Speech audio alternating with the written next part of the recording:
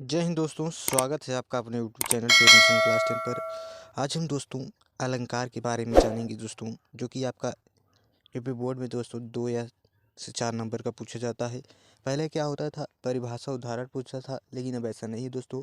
जब से एमसीक्यू यानी कि बहुविकल्पी प्रश्न जो 20 प्रश्न है दोस्तों पूछे जा रहे हैं, तब से ऐसा नहीं होता है।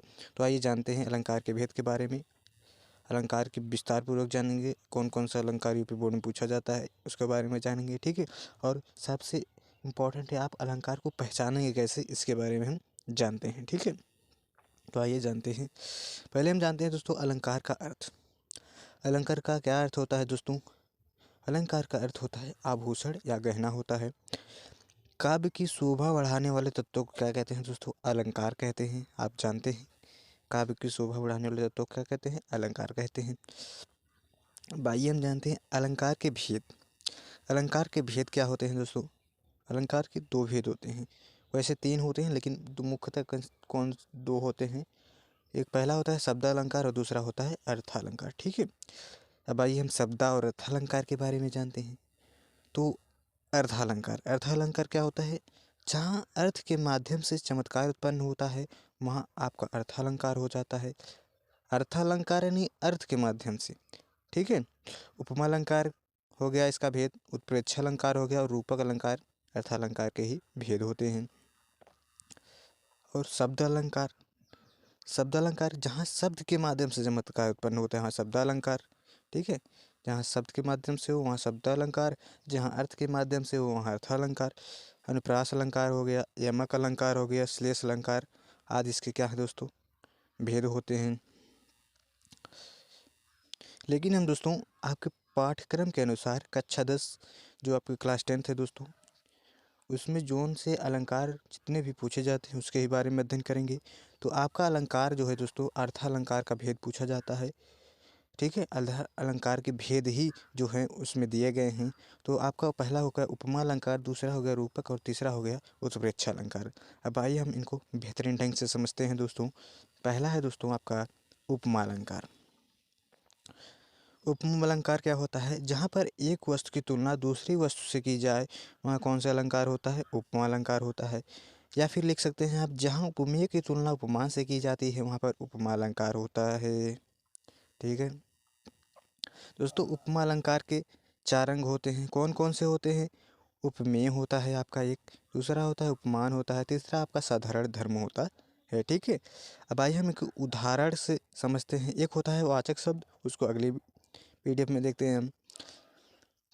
उदाहरण के द्वारा समझते हैं दोस्तों। पीपर पात सरिस मंडोला, जिसकी तुलना की जाती है क्या? उपमेय होता है। जिससे तुलना की जाए उपमान होता है। जिसके कारण उपमेय और उपमान में तुलना दिखाई जाती है क्या? साधारण धर्म होता है। तो पीपर पात सरिस मंडोला, पीपर के पत्ते की तुलना किससे की जा रही है? मन से। जिसकी तुलना की जाती है क्या होता है? उपमेय होता है। यानी कि मन यहाँ है दोस्तों, आपका क्या हो जाएगा? उपमेय हो जाएगा। जिससे तुलना की जाती है क्या? पीपर, पीपर के पत्ते से की जा रही है तो क्या हो जाएगा? उप उपमान हो जाएगा पीपर का पत्ता। जिसके साधारण और उपमेय में तुलना दिखाई जाती है क्या होता है? साधारण धर्म होता है। यानी कि डोला क्या हो जाएगा आपका? साधारण धर्म होगा।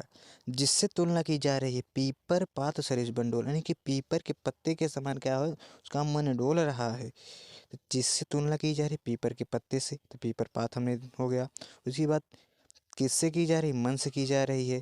तो किसकी का की जा रही है? मन से की जा रही है, तो मन क्या हो जाएगा आपका? उपमेय हो जाएगा, ठीक है। अब आइए जो अगला इसका अंग है दोस्तों है वाचक शब्द। वे शब्द जिनसे तुलना प्रकट हो क्या होते हैं? वाचक शब्द कहलाते हैं। सरिस क्या हो गया दोस्तों आपका? वाचक शब्द हो जाएगा। तो इसकी पहचान ही है। सरिस क्या है? एक प्रकार से पहचान है। तो सरिस हो गया, समान हो गया, सम हो गया, की तरह हो जाए आदि शब्द यदि पंक्ति में आते हैं तो उनको हम क्या समझेंगे दोस्तों? अलंकार। कौन सा अलंकार? उपमा अलंकार, ठीक है। आइए कुछ इनके महत्वपूर्ण उदाहरणों को देखते हैं।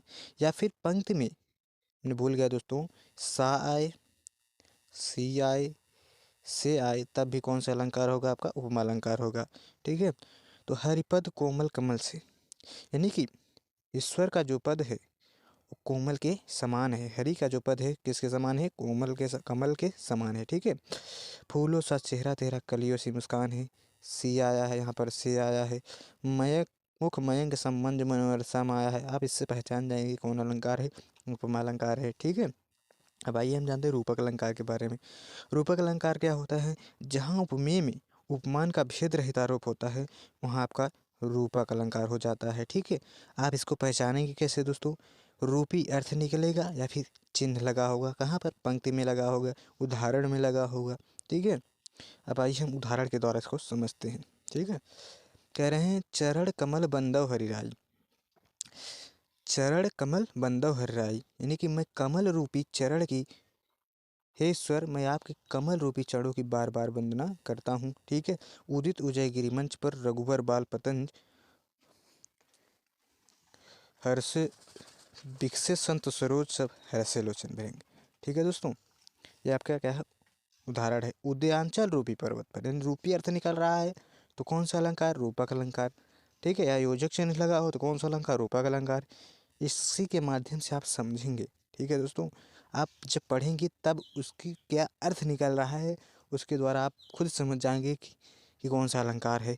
और हमने जो पहचान बताई हो तो आप जानते ही हैं। अब आइए जानते हैं उत्प्रेक्षा अलंकार के बारे में। जहाँ उपमेय में उपमान की संभावना प्रकट की जाए, वहाँ कौन सा अलंकार होता है आपका दोस्तों? उत्प्रेक्षा अलंकार हो जाता है। संभावना प्रकट की जाए, यदि पंक्ति में मनु जनु मानो जानो मनहु जनहु आदि शब्द आ जाएं तो आप समझ लीजिए कौन सा अलंकार है दोस्तों? उत्प्रेक्षा अलंकार होगा। ठीक है, संभावना प्रकट की जा रही है, मान लेते हैं। ठीक है, अब उत्प्रेक्षा अलंकार कुछ महत्वपूर्ण उदाहरणों के देखते हैं दोस्तों। शोभत ओढ़े पीत पटु श्याम सलोने गात मनहु नीलमल शैल पर आतप प्रयोग प्रभात। मनहु आ गया है दोस्तों, आप क्या समझ लेंगे? उत्प्रेक्षा अलंकार। पुलक प्रकट करती है धरती हरितड़ों के नोकों से, मानो तर भी झूम रहे हो मंद पवन के झोंकों से। मानो आया है दोस्तों, तो आप क्या समझ लेंगे? उत्प्रेक्षा अलंकार। यही वाचक शब्द यदि आप ध्यान रखते हैं कौन से में कौन सा वाचक शब्द आता है, ठीक है, कौन से अलंकार में, तो आप समझ जाएंगे इसका यह उत्तर होगा। ठीक है दोस्तों, उम्मीद करते हैं दोस्तों आपको समझ में आएगा। जो आपके सिलेबस में था उसको हमने देखा दोस्तों। ऐसे अलंकार बहुत प्रकार के होते हैं। ठीक है, यदि पसंद आया है दोस्तों तो प्लीज़ लाइक एंड सब्सक्राइब कीजिए।